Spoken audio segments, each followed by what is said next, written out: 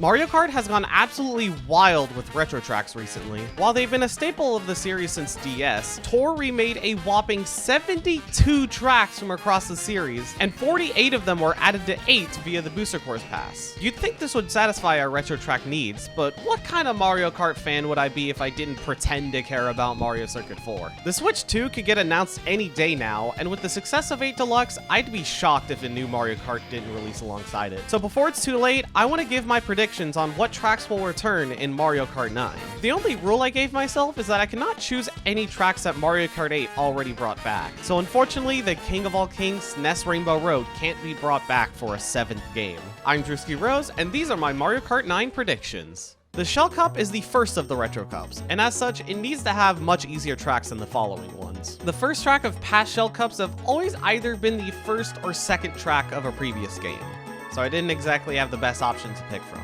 Though it would be really funny to bring back Figure 8 Circuit. I ended up choosing GBA Peach Circuit. I personally remember this from Mario Kart DS, and it's okay. I like the weirdly saturated castle in the background, but otherwise it's nothing special. The main reason I have it here, however, is Tour. It got quite the graphical overhaul in that game, more so than the other GBA circuit, though to be fair, Luigi's circuit was already fairly distinct. The layout still isn't anything crazy, but I'd be shocked if they put in this much effort without intending for it to be used again later. So I'll have it here as the starter course. As for what follows it, I'm choosing N64 Koopa Troopa Beach. This is a very simple beach track, a staple of early game courses. You got side steppers, underwater driving thanks to 7, and this really cool shortcut. I don't have much else to say on this track other than it was really weird that Mario Kart 7 put the early game Koopa themed course in the Banana Cup instead of, you know, the Shell Cup. But then 8 dragged a Special Cup track into the Banana Cup because monkey? Okay. It's now time for the Shell Cup to pick up a bit, because after a decade of Luigi not having a single racetrack to call his own in Mario Kart 8, we see the return of DS's Luigi's Mansion. It's not often one of the most popular tracks in a Mario Kart game resides in its Mushroom Cup, unless you're Mario Kart Wii, but Luigi's Mansion earns its popularity. Mario Kart DS was great at making tracks fully referencing specific Mario games, something that's a lot less common than you'd think. And for a spooky track, Luigi's Mansion was the perfect game to reference. It's just a fun track. Now for an even more fun track, Mario Kart Wii Sweep, baby! Aside from Airship Fortress, Toad's Factory is probably the most requested track to come back, and it's not hard to see why. Having a track showing how item boxes are made is a great idea, and it's a blast to race on. There's conveyor belts that change direction every lap, hydraulic presses that act as thwomps, platforms moving left to right with even more conveyor belts on them with both crates and item boxes, not to mention how amazing the song is, even for Wii's already fabulous soundtrack. The only part I don't like is the mud at the end. Even if boosting through it is fun, it feels out of place for a Mushroom Cup track. But maybe they can add a glider ramp here or something, I don't know. Either way, this would be a fantastic end to what would be a pretty solid Shell Cup in my opinion. On to the next cup then. Starting off the Banana Cup is going to be Mushroom Bridge from Double Dash. I know most people would prefer Mushroom City, but I'd imagine this would get priority since it was remade in Tour already. Ignore the fact that I just talked about Toad's Factory. I've always liked this one. The music is nice, there's a bunch of cars to dodge or get a mushroom from, and the bridge shortcut is one of the coolest in the series. I also like that this track went from having giant Wiggler cars in Double Dash to being the track where you race against the Wiggler boss in DS's mission mode. Now how did that Wiggler get on Wario's gold mine? I don't know. Next up is Shy Guy Bazaar from Mario Kart 7. I adore the vibes of this track. The stars at night, the fireworks, the warm colors of the ground, and the music really enhances the vibe.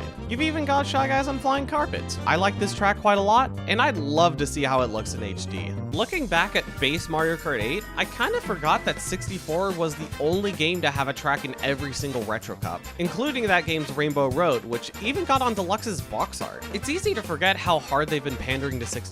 Especially nowadays with how they've been pandering to Wii way harder. I bring this up because my next pick will bring things full circle and pander to both 64 and Wii at the same time. May I introduce you to Mario Raceway. It was in both games. It was a Mario circuit.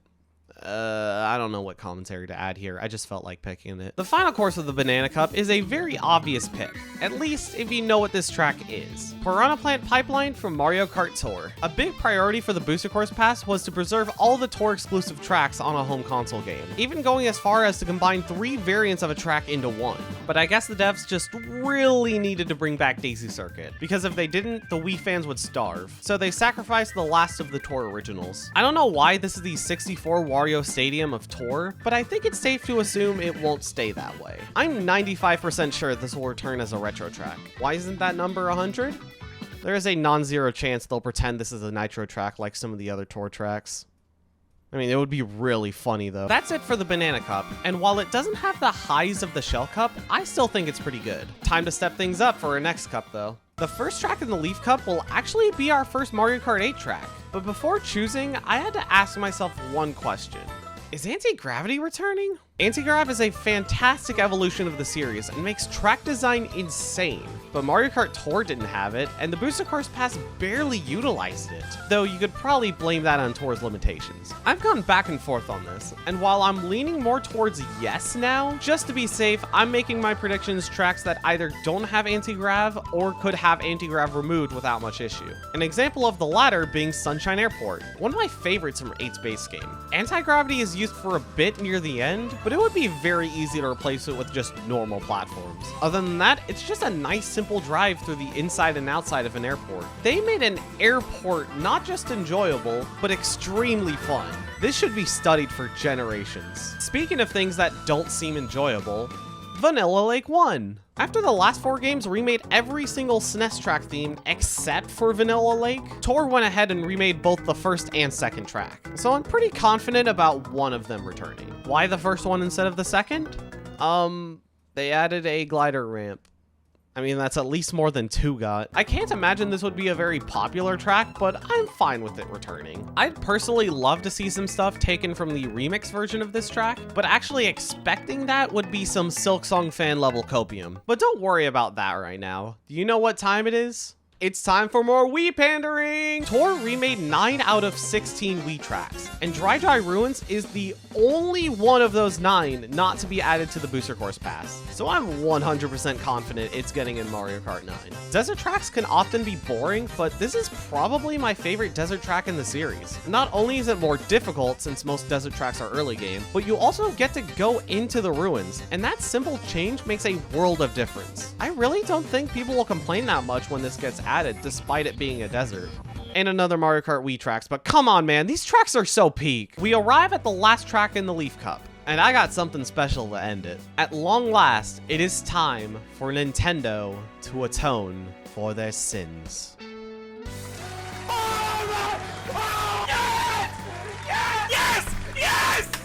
Yes! It's Airship Fortress. That's right, Airship Fortress is here. You guys can bury the hatchet with DS Mario Circuit now. We've finally arrived at our last cup, the Lightning Cup. To start this off, I'm going with Wario Colosseum from Double Dash. This is the only track in Mario Kart history to have 2 laps instead of 3. If you ignore the entirety of Mario Kart Tour. While I like Waluigi Stadium and maybe even DS Wario Stadium more, this is still a great version of this track type. And aesthetic-wise, it's the most distinct since you drive in and around a cage. I can't wait for this track to make its long-awaited return. Next up is Super Bell Subway from 8. I'm not entirely sure why this is the track I chose. It just felt right to add both a base game and DLC track from 8. Very much a different take on the whole traffic course archetype. Much more enclosed space, but also more path to go above the traffic. You even got graffiti on the wall. Whoa, Mario reference? My picks from 8 might seem kinda weird, but even if Anti-Grav doesn't get cut, I think they'll hold off the superstars of 8's track list till DLC. Gotta find some way to get us hyped for a track we've been playing since Obama was president. We're at the penultimate track now, and we've gotta make it a Bowser's Castle. I just realized not a single Lightning Cup had its penultimate track Bowser's Castle.